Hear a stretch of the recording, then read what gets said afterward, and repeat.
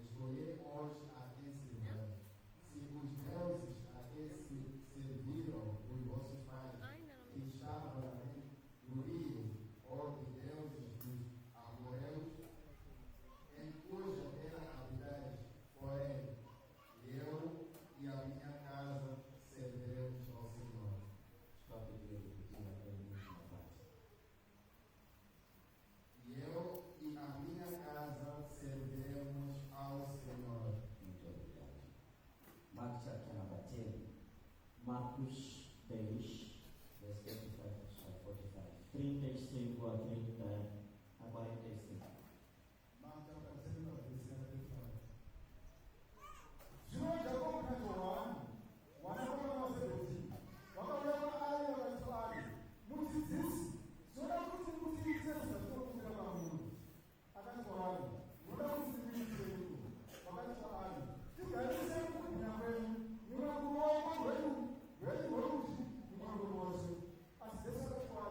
Vamos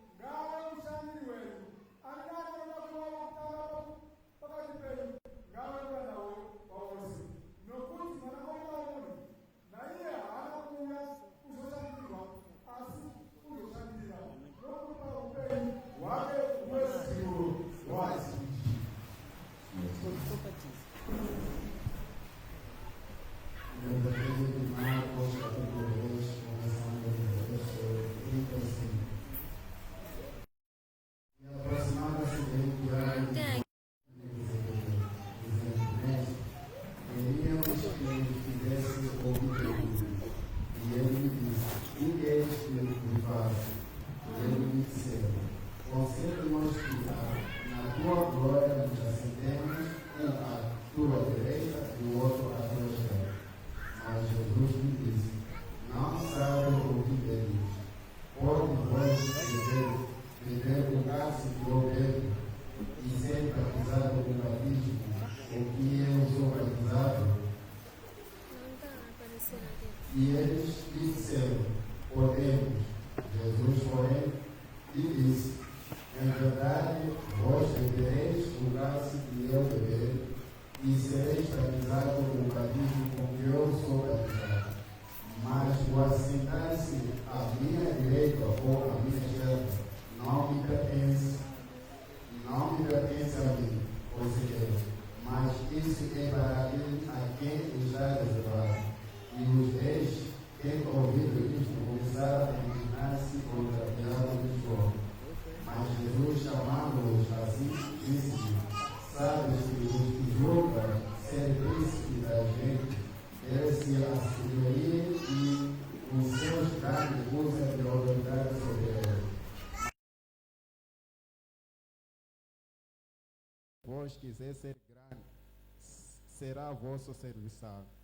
Em qualquer que se entre vós quiser ser o primeiro, será servo de todos.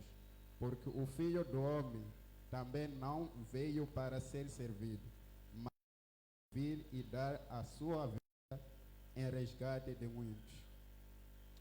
Hebrews chapter 12 verse 2 jet. Hebrews chapter 12 verse 2. Tichitarira kuna Jesu muambi nomuponesi wokutenda kwedu. Iye akatsunga pamuchinjikwa nokuda kwomufaro wakaiswa pamberi pake, akashora kunyadziswa kwawo, akandogara kurudyi rwechigaro chose chaMwari. Tinotenda mazvita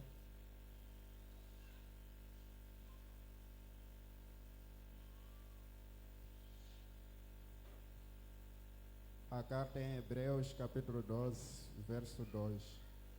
Olhando para Jesus, autor e consumador da fé, o qual, pelo gozo que lhe estava proposto, suportou a cruz, desprezando a afronta, e assentou-se à destra do trono de Deus. ndichanamata Mwari wekumusoro kudenga ndinokutendai notenda nomukana unouyu ndinonamata nchizvininipisa pamberi penyu Mwari. Ndishandise semudziyo wenyu kutaura nokududzira shoko renyu mukurevesa muchokwadi. Ishe Mwari Baba, ndinongoisa zvese mumaoko enyu kuti Mwari shoko iri ngarive rinoshandira upenyu hwedu, rinozarura mwoyo yedu kuti Mwari tigokushandirai mune zvakanaka muzita raJesu Kristu. Amen and amen. Hallelujah. Mondiregererawo ndaverengesa Mark mavhesi akati wandei. Perdoe-me, eu mandei ler Marcos versos um pouco longo. Bozi ndanchitira kuti zvandiroda kuzotaura tinzwe kuti nyaya yacho yabva kupi. Porque eu queria que aquilo que nós iremos falar saibam onde vem o historial. Vhesi yandichataura nezvayo kunyanya ivhesi 45. O verso em que falei bastante é o verso 45. Asi ndangoitira kuti tikatangira pa 35 mas eu fiz com a questão de que se começarmos no 35, togona kunzwisisa kuti nyaya yacho iri kubva kupi. podemos já perceber onde qual é a essência. Hallelujah. Ndaverengesa pana Joshua chapter number 24. Mandei ler no livro de Josué capítulo 24. Apa Joshua anga ayambuka nevana veIsrael. Aqui Josué atravessou com os filhos de Israel. Vabva ku Egypt. Depois de sair ao Egito, vakunyika yeKenani. E agora já estavam na terra de Canaã. Aleluia. Akutaura nevana veIsrael. Agora estava a se dirigir ao povo de Israel, achida kuvakurudzira kushandira Mwari, persuadindo-os a servir a Deus. Aleluia. Amen. Shona pampacho inonetsa unongochiti ndoshandisa kushumira here kana kuti kushandira. A linguagem de Shona é um pouco difícil. Às vezes é servir ou ministrar. Aleluia. Ao Senhor. Saka pandichati kushandira kana kuti kushumira, qualquer essas duas palavras, ndenchireva kuseva Mwari. ele estará a referir servir a Deus. Aleluia. Ndiri kuitira kuti tinge tichifambirana pamwe chete. É para podermos andar de acordo. Saka Joshua anotaura nevana veIsrael. Então Josué fala com o povo de Israel. Nokuti tikatarisa vana veIsrael pavaifamba vachibva kuIjipiti vachienda kuKenani. Porque se olharmos os filhos de Israel como andavam do Egito a Canaã, Vaiti vakangosangana nedambudziko. fazer com que quando deparavam com problemas, Vaibva vatanga kufunga kuIjipiti. eles pensavam logo no Egito. Haleluya. KuIjipiti vanga vari varanda. No Egito eram servos, eram escravos. Asi kuIjipiti kwacho kwaive nezvimwewo zvavaiwana. Mas lá tinha algumas coisas que tinham, quer dizer, recebiam. Saka vaiti vakasangana nedambudziko. Então, quando cruzava com padecimento, Vaibva vafunga zvakanaka zvavaive nazvo kuIjipiti. eles entravam em memória daquilo que eles, do bom que eles recebiam no Egito. Ende ndo kazhinji kacho vatendi vamwe vane dambudziko iroro. Até agora, os crentes têm passado por esses problemas. Haleluya. Kuti kana vauya vakutenda kuna Mwari. De que depois de crer em Deus, Haleluya. Kana vakasangana nekadambudziko. se cruzar com um certo obstáculo, um padecimento, Vanobva vatanga kufunga zvimwe zvaivanakidza vachiri kunyika. então eles pensam o que o motivavam quando ainda estavam no mundo. Haleluya.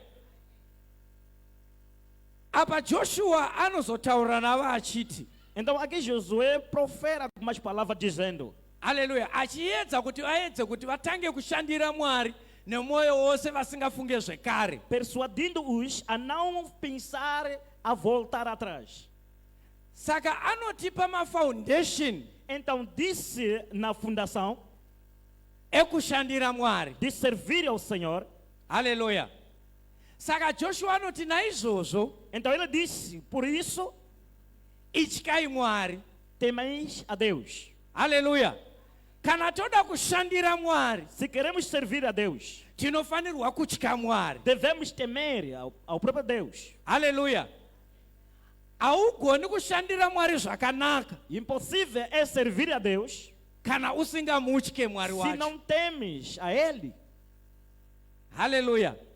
Nekuti kune kusevha Mwari Porque há servir a Deus kwozoita kusevha vanhu. e há servir aos homens. Kana uchisevha Mwari Se serves a Deus, unotya Mwari. você teme a Deus. Kana uchisevha vanhu Se serves aos homens, unotya vanhu. você teme aos homens. Ndosaka kana uchisevha vanhu Por isso, ao servir aos homens, pane zvinhu zvaunoita kana vanhu vasina kutarira. há algo que você faz sem esperança, que algumas pessoas estavam a esperar. Asi kana uchisevha Mwari, Mas se serves ao Senhor, nokuti Mwari ari kunzvimbo dzese, porque Deus está em todo lugar, unongoramba uchingomusevha nyangwe pakawandika. você será fiel ao servir-o. Kana uchisevha vanhu, Se serves as pessoas, kana varipo, se estão presentes, ndo paunomhanya-mhanya. é ali onde vocês correm. Ende zvese zvaunenge uchiita, E tudo quanto fazes, unenge uchiita kuti vanhu vakuone. faz para que te vejam. Haleluya. Haleluya. Saka unofanirwa kutya Mwari, Então tens que temer a Deus, ndokuti usevhe Mwari assim servirás ao Senhor, zviro kwazvo. verdadeiramente. Tingaita zvimwe zvese Podemos fazer tudo. kana tisiri kutya Mwari, Se não estamos a temer a Deus, hatisi kusevha Mwari. não estamos a servir ao Senhor. Unogona kuimba, Você pode cantar, kana usiri kutya Mwari, se não temes a Deus, hausi kusevha Mwari. não estás a servir a Deus. Uri kungoimbira isusu. Você está a cantar a nós. Haleluya. Kana ndichiparidza Ao pregar, ndisingatye Mwari, se não temo a Deus, ndiri kungoparidza kungoti ndingoonekwa vou ndifarirwe pregar nevanhu. para que as pessoas me vejam. Vanhu vaombere maoko vati murume uyu anogona Pessoas para kuparidza, poder aplaudir. but handisi kushandira Mwari. Mas não estou a servir ao Senhor. Saka pane basa raunogona kuita, Então há uma obra que tens para but fazer, hausi kushandira Mwari. mas não estás a servir ao Senhor. Unogona kuriita muchechi, Você pode fazer até a igreja, but hausi kushandira mas Mwari, não estás a servir ao Senhor. nokuti hausi kutya Porque Mwari. não temes a Deus. Mwoyo wako hausi pana O Mwari, coração não está ligado a mwoyo Deus. wako uri pavanhu. O seu coração está nos homens. Haleluya. Haleluya. Ndakafara kuti theme yedu haina kuti kusevha muchechi. Alegrei-me porque o tema não está específico à igreja. Inoti kusevha Mwari. de servir ao Senhor.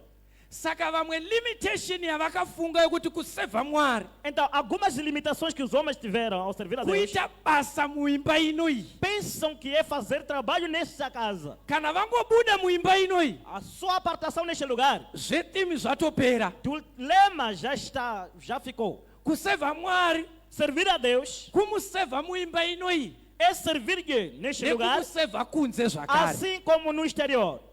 Haleluya. Haleluya. Nasi naizoti maameni mashoma. Eu sabia que Mas ndongoriparidza amém são sezvariri. poucos, mas vou pregar como está. Ndongotaura chokwadi sezvachiri. Vou falar a verdade assim como é dita. Kuseva muno muchechi Servir aqui na igreja kwakanakisa. é muito bom. Tinokukurudzira. Nós até exortamos. Asi toda kuti useve muchechi Queremos que sirva a igreja uchiseva Mwari. e sirva ao Senhor. Usingasevere leader. Não servir para o líder. Usingaseve pastor. Não servir para o pastor. Usingaseve vice pastor. Não servir ao vice-pastor. But uchiseva Mwari. Mas servir a Deus. Saka foundation yacho kuchika Mwari. Então a fundação é o temor no Senhor. Nokuti kune vamwe vanonditira zvakanaka. Porque há alguns que fazem boas coisas a mim. Haleluya. Ugoya gotipukuta boots. Você pode vir até limpar nossos sapatos. Ugotipururudzira. Você pode até jubilar. Asi nhasi manheru Mas hoje à noite, makagara patafura kumba kwenyu sentado na mesa na vossa mune casa, makunditaura zvakaipa. estarão a falar mal de mim. Zoreva kuti zvawaita izvi Então, significa o que você fez, hauna kuitira Mwari, não fez para Deus. waitira kuti tikuone. Você fez para te contemplar. Nokuti dai waitira Mwari Porque se fosse a Deus, hawaimbozoenda zvakare uchitaura não zvakaipa. ia mais falar o mal. Nokuti Mwari anokunzwa Porque zvaunotaura. Deus escuta o que você fala. Haleluya. Amen. Handina kuti muzoregera kupukuta vakuru. Haleluya. Não vos limitei de Zvakanaka limpar os izvozvo. pés. É muito bom isso. Haleluya. Asi ngatitei Mas vamos fazer tichiseva Mwari. servindo ao Senhor. Imwe nyaya anotaura Joshua O Josué, o outro assunto que ele fala, anoti ngatisevhei Mwari nemwoyo wose. que sirvamos de bom grado. Kana wakutya Mwari Se temes a Deus uchisevha Mwari nemwoyo e wose, serves a Deus com todo o coração, Satani anouya o Satanás vem achida kukuvhiringidza. a querer te fazer cair. Asi kana uchisevha Mwari nemwoyo wose, Mas se o teu coração está ligado a Deus, hautadziswe kushandira Mwari Então- kuburikidza nevamwe vanhu. não vai te limitar de servir a Deus por causa de alguma pessoa. Nokuti mwoyo wako uri kuna Mwari, Porque o coração seu está em hausi Deus, kuvanhu. não está nos homens. Saka unofanirwa kusevha Mwari Então tens que servir a Deus nemwoyo wose, com todo o seu coração. regardless of the situation. Dependendo da situação, Unomusevha nemwoyo wose. você servirá com todo o coração. Chechitatu O terceiro anoti timusevhe muchokwadi. diz que devemos servir-lhe em toda sinceridade, Sinceridade. com toda a verdade. Na verdade. Amen. Saka unofanirwa kumusevha muchokwadi. Então vamos servir na verdade. Mwari haanyengedzwe. Deus não é enganado. Kana wakusevha Mwari Se já está a servir ao Senhor, unosevha muchokwadi. você vai lhe servir na verdade. Haleluya. Iyi ndo foundation Esta é a fundação yatinopiwa que somos dados na Joshua. com Josué. These 3 principles Esses 3 princípios anotibatsira nos ajuda kuti tisevhe Mwari a servir a Deus nenzira yakafanira. com um bom caminho. Haleluya. Because atidi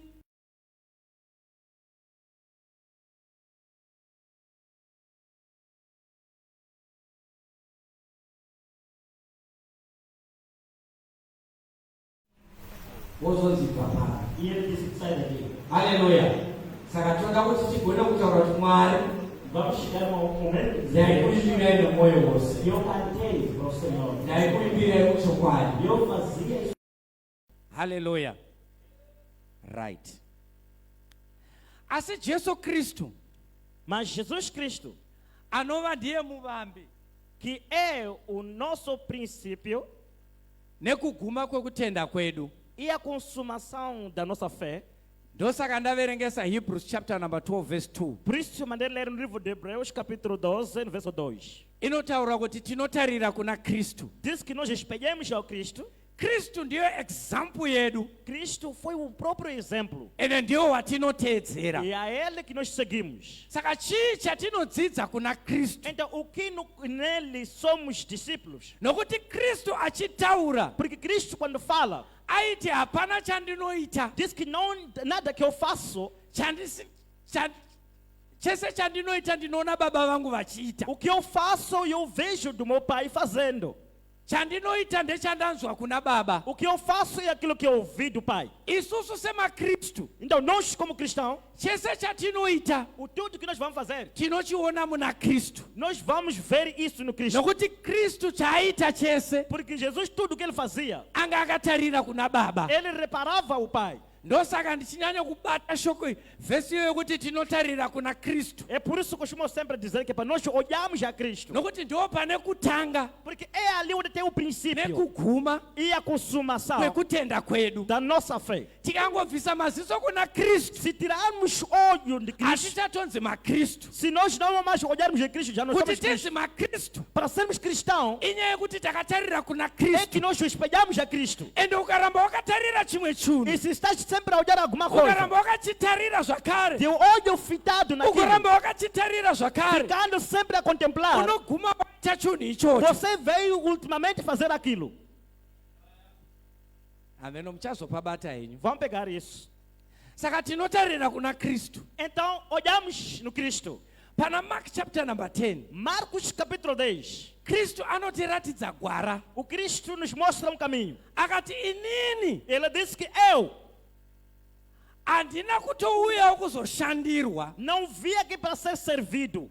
ndakauya kuzoshumira kana kushandira. Eu vim servir. Haleluya. Kristu ndimambo, Cristo é o rei. but anotaura kuti inini handina kuuya kuzoshandirwa, Mas ele disse que não vim ser servido. indakauyawo kutozoshanda. Eu vim fazer parte do trabalho.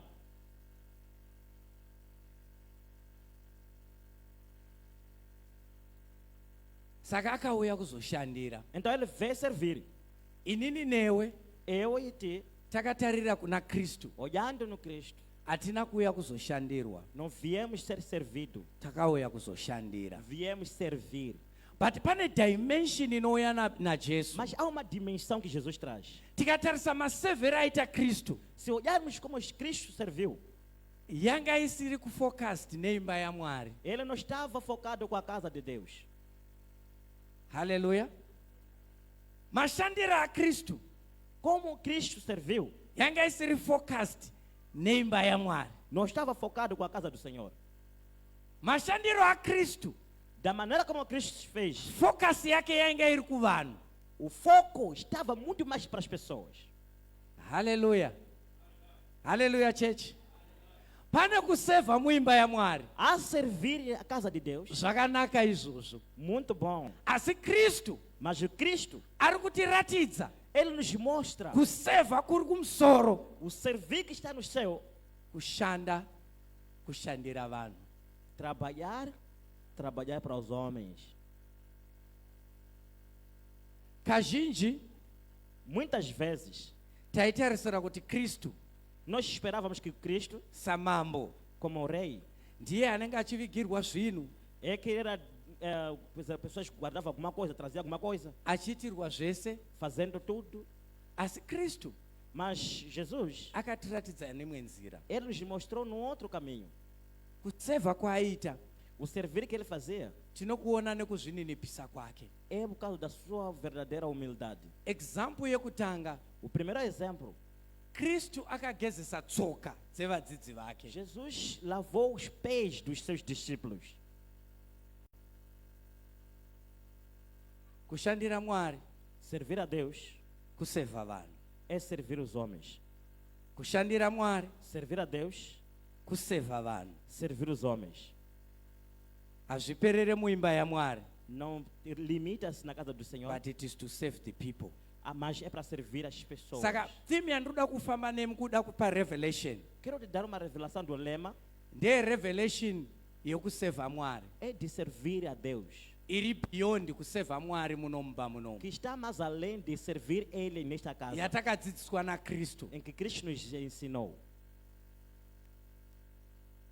Pane paverengeswa panapo, Algum lugar mandaram ler, ndakangamwa but pane pataurwa ndakangamwa, há uma parte onde falaram, pachitaurwa kuti ndofunga kuimbwa kwaitwa acho que é o cantar que estava a ser feito, kuti ndaimbouye kuchipatara de que estava no hospital, but hamuna kuuya kuzondiona, mas não vieram me visitar. ndandiri kujere Eu estava na prisão, but hamuna kuuya, mas não vieram. ndandisina zvokupfeka. E eu não tinha nada de usar. Oya, ndofunga ndopapa achianaunswa zveasawo social, Eu estava a se anunciar sobre a ação saka social. zvabva zvaenderana neshoko racho. E foi de acordo com essa palavra. Saka unoona kuti kusevha vanhu Então há de ver que servir aos homens kusevha Mwari. é servir a Deus. Haleluya. Zvaunoitira João O que você vai fazer para João, uri kuitira Mwari. estás a fazer para Deus. Saka kana wakuitira João, Então já estás a fazer para João, make sure kuti unoita nemoyo wose, tenha certeza que fará com todo o coração. nokuti uri kuitirani Porque está a fazer para quem? Mwari. Para Deus.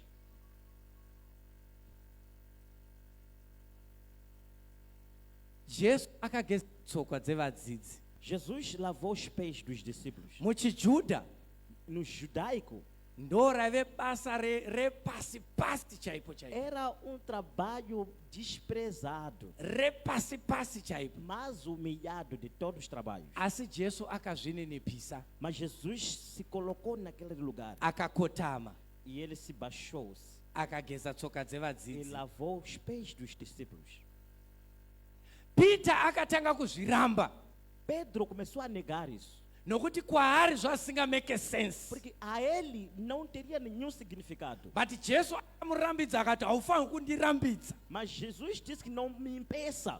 nokuti aiziva kuti zvaifanirwa kuvadzidzisa something chiri Ele important, sabia que poderia ensinar algo mais importante, nekuti aiziva kuti vachawana simba porque ele sabia que terá um poder vagotanga kuita minana nezvishamiso. e fazer milagres.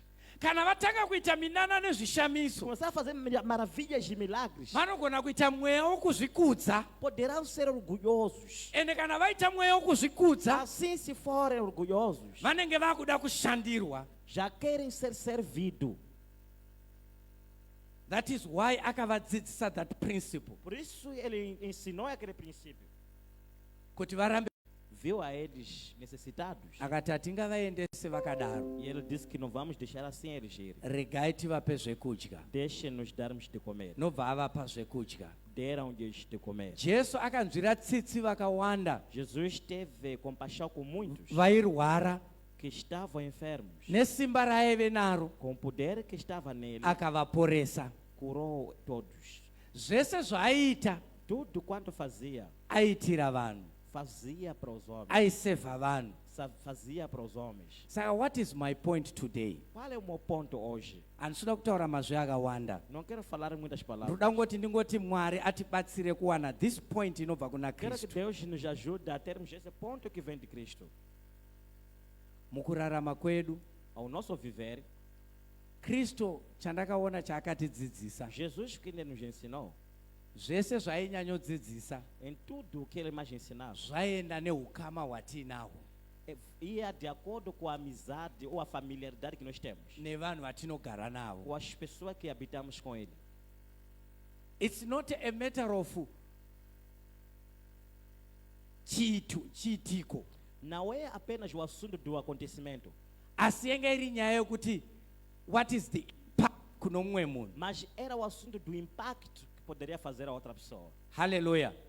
Saka kana tichisevha Mwari, Então, se caso servimos a Deus, ngatisalimita according to the walls panapa. não limitemos sobre as paredes que estão aqui. Handei tinosevha Mwari kubasa kwatinoshanda, Servimos a Deus no trabalho. handei tinosevha Mwari kucommunity Vamos yatinoshanda. servir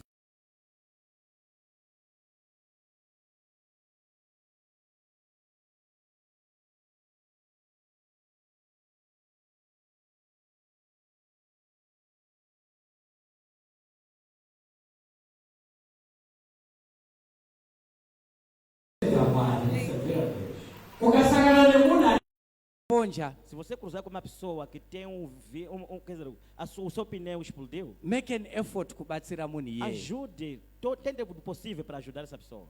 Ukawana mumwe munhu nyangwe mukombi ukawana mumwe munhu achikikiridzana na conductor, Se você ver no chapa alguém está com um problema com o iwe cobrador, uinayo extra 5 e metcash, você tem uns 5 meticais além, extend a hand wotaura kuti no abra problem, suas mãos ndomubhadharira e 5 você diga, metcash vou yake. ajudar com esse valor. Ndokunonzi kuseva Mwari, É o que é servir a Deus. kubatsira mumwe munhu, É ajudar alguém. hakusi kungoshanda muno muchechi. Não é só apenas trabalhar aqui na igreja. Saka ndoda kukusiyirai chitsvambe Então vamos deixar um recado. kuti vhurai maziso enyu Abre vossos olhos kuti muone ndepapi paungaseva Mwari e veja onde você serviu a Deus mukubatsira mumwe munhu. em ajudar o alguém. Problem iripo pakuda kuseva muchechi O problema que está ao querer servir a igreja inyaya yokuda kuseva muzvinhu zvatinoonekwa nevanhu. é o assunto de querer servir na alguma coisa que somos vistos com as pessoas. Ndoda kukuchallenjai nhasi. Vou te desafiar hoje. Vazhinji tikati uyai musevhe kuchechi, Muitos de nós dissemos, venham servir a igreja. kunotanga kumanyiwa Você começar a correr, group de louvor, é o grupo de louvor, kuma instrumento, nos instrumentos, kuma asha. nos achas. But pane mamwe mabasa Mas há outros trabalhos anoda kusevhiwa muchechi, que devem ser servidos à igreja. iwawo hatiwade Esses nós não queremos. nokuti hakuna anotiona. Ninguém nos vê. Kuchechi imwe yandakambopinda Numa igreja que eu já entrei, ndakasangana neimwe hanzvadzi. eu cruzei com uma senhora. Chechi iyoyo yanga isina building, Aquela igreja não tinha uma infraestrutura. saka yaihaya rimwe hall. Então estavam em algum lugar onde uma barraca por aí, Ndingazoti bharaka here, alugar, estava a alugar umsalau. salão, já. Saka salau iyoyo Esse salão, Saturday manheru à noite do sábado, kunenge kuina Mr. Bao estará lá o Mr. Bao achiridza imomo. Staff hello staff.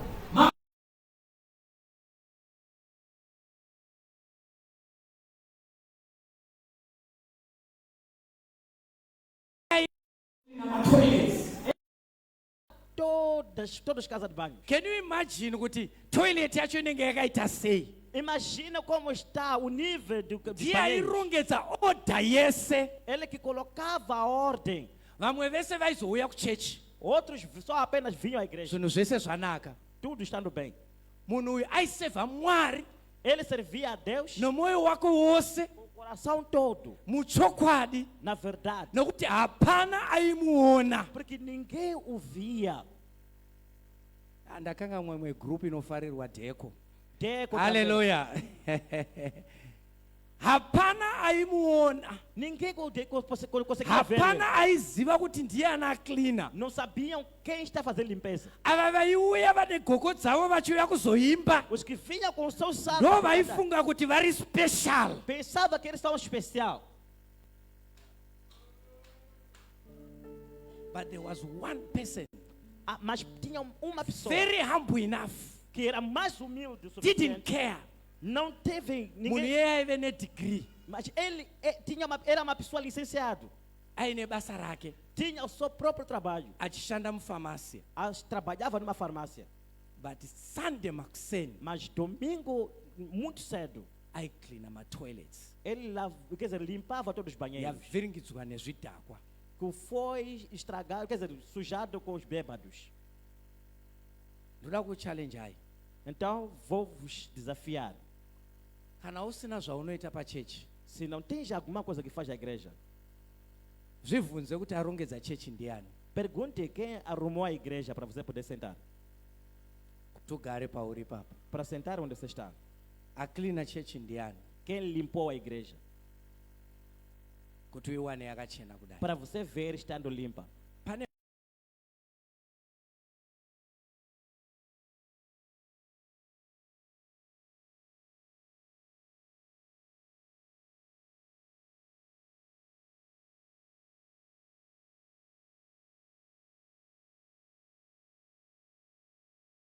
dzakawanda postas. kudarika minamato yatinoita takawanda pano. Church. Tangai kuita mabasa Comece a fazer trabalhos, obras, asingaonekwe nevanhu, que as pessoas não veem, anoonekwa naMwari. que só Deus consegue enxergar. Handina kuti kusevha segroup de louvor kwakaipa, Não estou a dizer parar no grupo de louvor é mal. handina kuti uku kwakaipa, Não estou a dizer que lá é errado. handina kuti padheko Não estou a pakaipa, dizer que no decor está mal. but I want to encourage you to go to a certain area Quero te encorajar a ir em um certo lugar isingaonekwe nevanhu. que as pessoas não veem. Uya usakure panze apa Vem trabalhar, limpar aí fora, pasina anoona. sem ninguém te ver. Usasakure musi weSunday kuti tikuone. Ayo, Não faça isso no domingo para te vermos. choose não. another day. Procura outro dia Woya wosakura. e vem fazer sua limpeza. Waona disorder iripo, Viu um desordem? taura nesu. Fale conosco. Come, Venha. tokupa permission upinde. Vamos dar uma permissão pra- Ugadzirise disorder iyoyo. e organize essa Pane desordem. kungocomplaina kuti pachechi pane disorder. A não ser sempre reclamar que a igreja tem desordem. Today Hoje, ndauya kuzotaura point eu ouvi falar de um ponto. yokuti ngatisevhei Mwari Vamos servir a Deus, kwete kusevha vanhu. não aos homens. Ngatitsvagei Vamos procurar zvatinoziva kuti izvi tiri kuitira Mwari. aquilo que nós sabemos que não estão conseguir ver. Ndinokurudzirai kuti rambai muchingoshanda. E eu sempre digo que continue a fazer isso. Saka my main point, O meu ponto importante, ngatishandirei Mwari servir ao Senhor, kwete vanhu. não aos homens. Ngatitei mabasa Fazemos as obras. kana tichionekwa nevanhu. Se as pessoas nos veem, Ngatitei tichitya Mwari. façamos com temor ao Senhor. Ngatitei nemwoyo Vamos unorevesa. fazer com todo o coração. Ngatitei muchokwadi. Vamos fazer na verdade. But kunyanya Mas muito mais, noda kukurudzira quero vos exortar. ngatitei mabasa Vamos fazer obras akanaka que são boas, anoonekwa naMwari que chete. Deus consegue ver. Zvakare Também ngatisevhei vanhu, vamos servir as nokuti pessoas. mukusevha vanhu Porque ao servir aos homens, ndokusevha Mwari. é que é servir a Deus. I hope pane vandabatsira. Eu creio que ajudei algumas pessoas. Tinotenda Mwari, ngatisumukei. Vamos agradecer a Deus, colocamos de pé.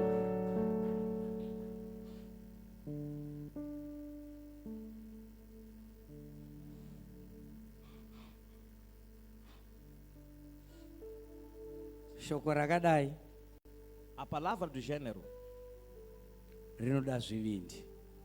precisa de muita coragem. Haleluya. Because dai ndaida kufadza vanhu, Se quisesse alegrar a todos, dai ndisina kuparidza shoko iri. não poderia pregar essa palavra. Asi nokuti ndoshandira Mwari, Mas porque eu sirvo ao Senhor, handishandire. então falo essa palavra. Aleluia. Saka toda kuti tinamate masikatatu. Vamos orar nessa data. Kuti Mwari, Deus, pandiri kutosevha izvozvi, ndoda kukusevhai ndichikutyai, quero servir com temor, ndoda kukusevhai nemwoyo wose, quero servir com todo o coração, ndoda kukusevhai muchokwadi. servir que na verdade. Kana usati wakusevha, Nós iti Mwari ndizarurirei, Deus me ajude, me abra, ndizive pekusevha. para que eu saiba onde servir. Haleluya. Zvakare, E novamente, Mwari ndibatsirei, Deus me ajude, ndizive kuti kusevha hazviperere paimba yenyu. saber que servir não servir essa casa, Ndoda kusevha vanhu, quero servir aos homens, ndichisevha inini. servir ao Senhor. Ndatinamatete. Vamos todos nos orar. Mwari wamasimba ose tinokunamatai masikatatu. Father, I thank you neshoko renyu. Ndinonamata nguva inoi Mwari wamasimba ose, kuti tinoita madecision nguva inoi Mwari, kuti patinokusevhai Mwari, patinoimba, patinoratidza vanhu pekugara, patinotakura mabhaibheri, Ishe Mwari Baba patinoridza, Ishe Mwari Baba tinonamata, kuti tinokusevhai Mwari, tichikutyai Jehovha, tinokusevhai Mwari, nemwoyo wose Mwari, tinokusevhai muchokwadi Mwari, Ishe Mwari Baba ndinonamata, isu vamwe tisati takusevha Mwari, I pray Mwari wamasimba ose, tizarurirei Mwari, tigone kusevha Mwari wamasimba muimba yenyu Mwari nezita raJesu Kristu. Hatisevhemi Mwari, hatisevhe Mwari kuonekwa nevanhu, asi tinosevha Mwari mumweya nemushokani, tichisevha imi Mwari. Ishe Mwari Baba, I pray kuti Mwari patinoenda kubasa, we save you nekubatsira vatinoshanda navo Mwari. Patinogara mumubhairo Mwari, we save you Mwari nekubatsira avo vatinogara navo. Ishe Mwari Baba, pese patiri tinosevha vanhu Mwari, nekuti Mwari makasika munhu nemufananidzo wenyu Mwari. Patinobata basa Mwari, tiite tichiziva kuti tinobatsira imi Mwari. Patinobatsira Mwari, tizive kuti tiri kubatsira nokuti ndiri kuitira Mwari. Handitarisiri kudzoserwa, handitarisiri kuti ndidzi waita zvakanaka, nokuti ndinoziva kuti mwoyo wangu uri kwamuri Mwari. Ndoda kukusevhai Mwari, ndisingatarisiri mubayiro kubva kuvanhu, ndisingatarisiri kutendwa nevanhu, asi Mwari ndinokusevhai ndichiziva kuti ndoda kutendwa nemi, nokuti kutenda kwenyu Mwari kunodarika kwevanhu Mwari. Ishe Baba, I thank you kuti zvese zvandinoita ndinozviita as unto the Lord. Ndinozviitire Mwari, handizviitire vanhu Mwari. Ishe Baba, ndinokutendai, ndinokupa imberi Mwari. Thank you Father nemadecision aitwa pano. Thank you nematransformation aitwa pano. Thank you neshoko rechokwadi. Thank you Father in the name of Jesus. Thank you netransformation. Thank you Father, thank you Lord. Ndinotenda Mwari, pane mwoyo yenu yamashandura masikati ano Mwari. Vangava vaviri, vangava vatatu, asi Mwari tinokutenda. Tinotenda nechiedza chauya Mwari. Tinotenda Mwari wamasebaosi.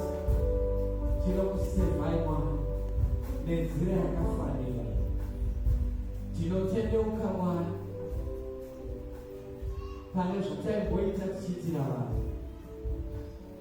zvapera nhasi. Tinoitira